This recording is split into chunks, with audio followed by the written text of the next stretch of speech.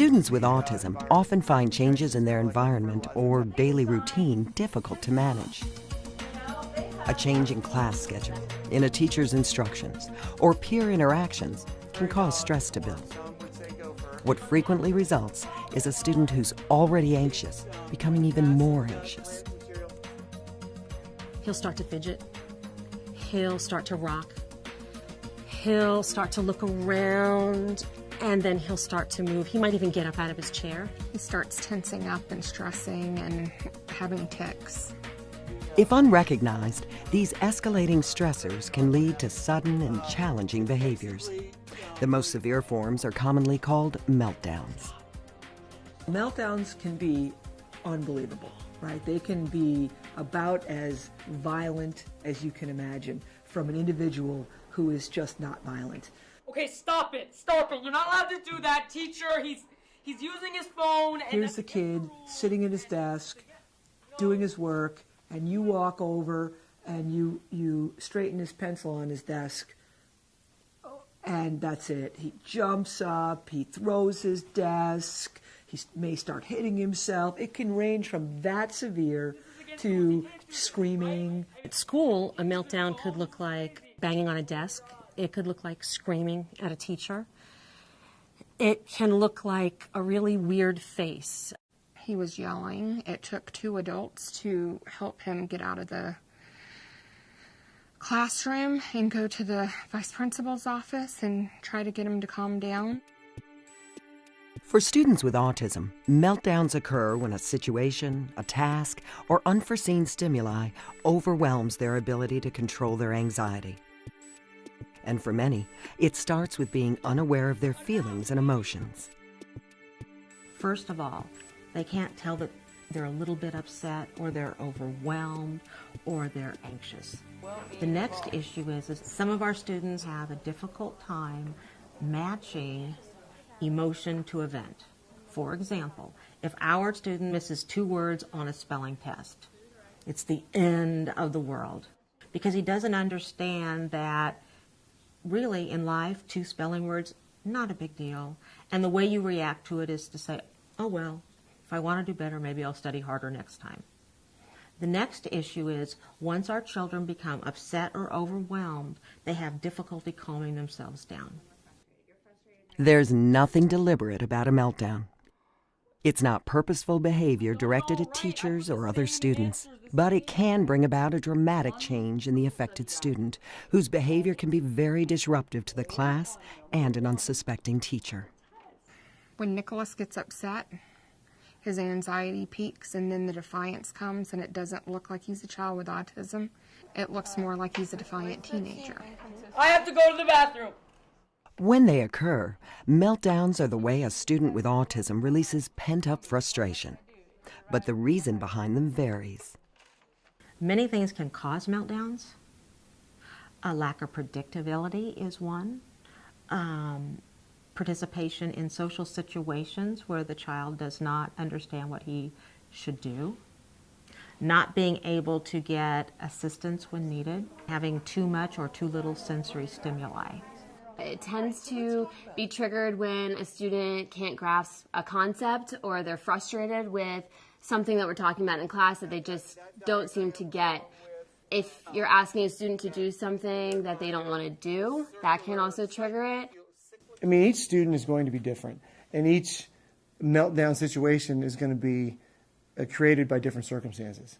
So, when there's a meltdown or if there's a meltdown, I would say that you need to maintain your calm because you getting agitated does not help the situation at all. While students with autism may not sense them coming on, meltdowns rarely happen without warning. It's up to the teacher to see the signs. Typically, meltdowns occur in 3 stages of varying lengths. The rumbling stage, the rage or meltdown stage, and the recovery stage. In the rumbling stage, a student begins to exhibit behaviors that are out of the ordinary. These behaviors may appear minor, but they're often telltale signs. He may begin to drum his fingers on his desk, swing his legs, clear his throat, talk under his breath, start pacing back and forth. I used to know it.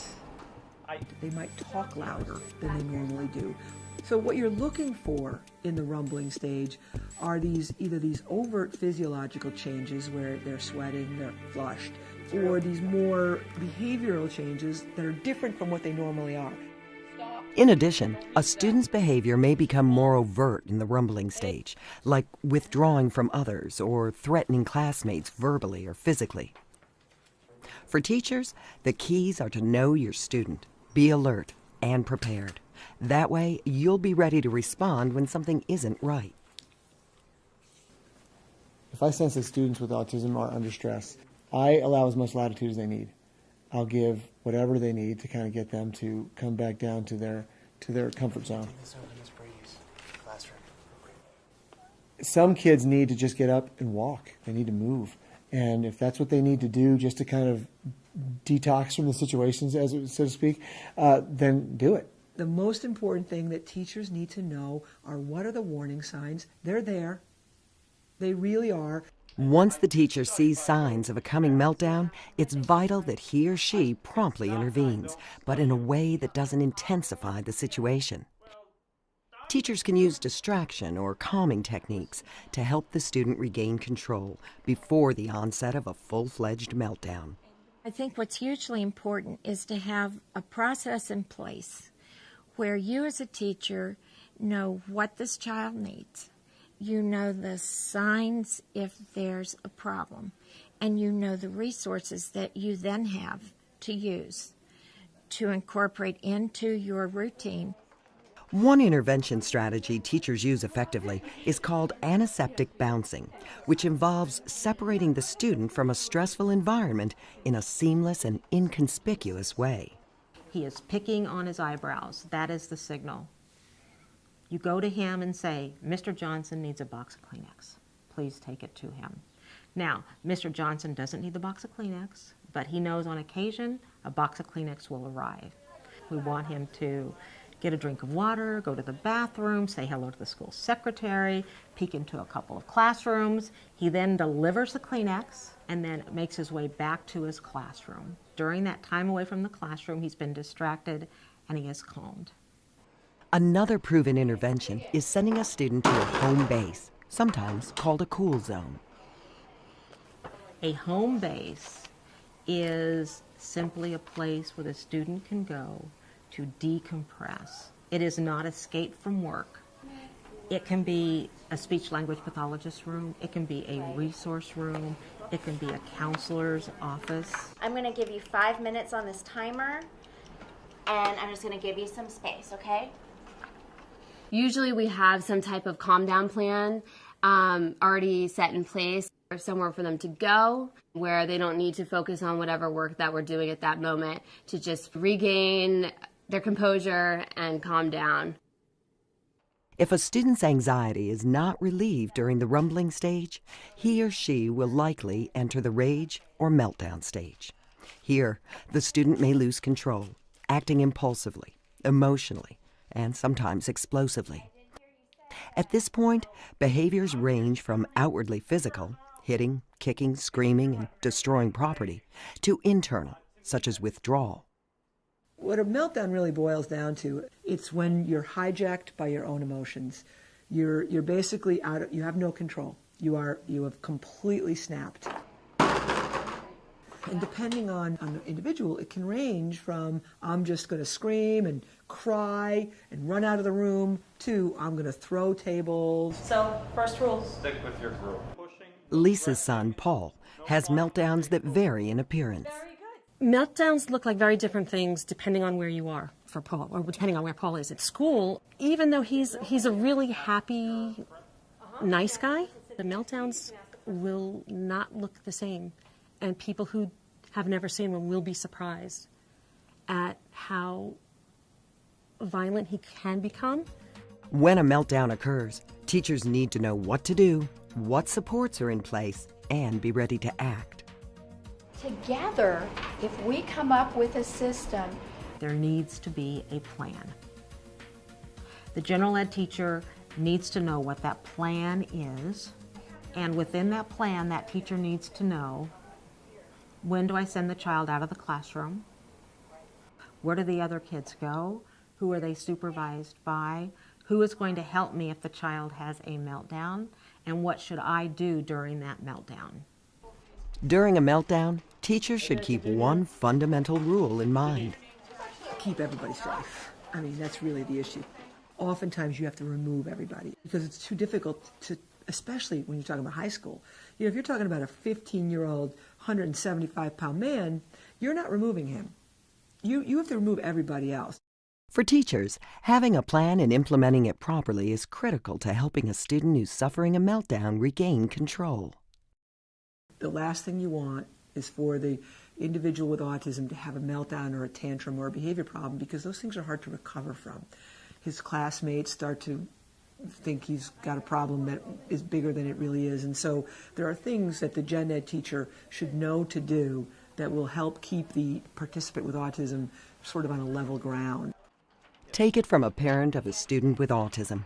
Teachers can make all the difference when it comes to helping prevent meltdowns from occurring in the first place. The teachers that work well with Paul know him. They watch his face. They watch his body language. They don't just wait for words to come out of his mouth, because by then it's done. You're already in a frustrating episode. Following a meltdown comes the third stage, recovery. The recovery stage means simply that the behaviors exhibited during rage are no longer occurring, but the child is not ready to learn new material. He is still fragile, and if predictability in routine does not occur, he may melt down again. There's no on-off switch with meltdowns. Once in the recovery stage, students often need help easing back into their routine. Teachers can help by directing them to highly motivating tasks that they can accomplish, such as an activity related to a special interest or that plays on a particular strength. Afterwards, the teacher should investigate the cause of the meltdown in order to develop a strategy to avoid future episodes. There will come a time after the child is recovered where you, in essence, go through this and say, okay, what did we learn from this? How could we have avoided this? Did you feel this coming on? We call it a social autopsy. You want to go back and say, where did we make the mistakes, right? What did we do wrong? We, not just you, not the person with autism, but me as well, that could have prevented this. One way to reduce the possibility of meltdowns is to maintain open lines of communication with parents. The formula is really simple. The teacher and I have to talk a lot. They get to know Paul through me, and I get to know what's expected of him through the teacher, because there are always different expectations in each classroom. And the teacher sees Paul and calls me up and asks some questions. I saw Paul doing this the other day in class. What does that mean? Oh, that's not good. That means that he's really nervous about something. Try this, this, or this. We go over how he's rule-oriented, how he thrives with structure, things, different procedures that worked in the past. Develop a relationship with the parent. Develop a dialogue. I mean, the goal of any teacher is the success of the student, period. End of sentence. Doesn't matter who the child is. And that's what the parent's goal is. They want what's best for their child. If you want that child to succeed, if you build a partnership, the child will be successful. Okay, so go that way. If there's a certain student that tends to have meltdowns, and we know it either coming into the school year or we find out shortly on, we do tend to have meetings with parents to talk about what strategies have worked for their children. A lot of teachers don't want you to feel bad because your child has behaviors in school. Tell me everything so that I know how to help you as a teacher and you know how to help my son. Given the nature of autism, students on the spectrum are not necessarily intuitive learners. They need explicit instruction in order to learn how to understand their feelings, manage their behaviors, and ultimately prevent meltdowns. They need direct instruction on all of those facets of recognizing behaviors in self and how to incorporate strategies. And we typically do that by behavior, and we will teach our kids that, you know, when you begin to swing your leg, that means that you are overwhelmed. And when you are overwhelmed, here's a strategy that you can use.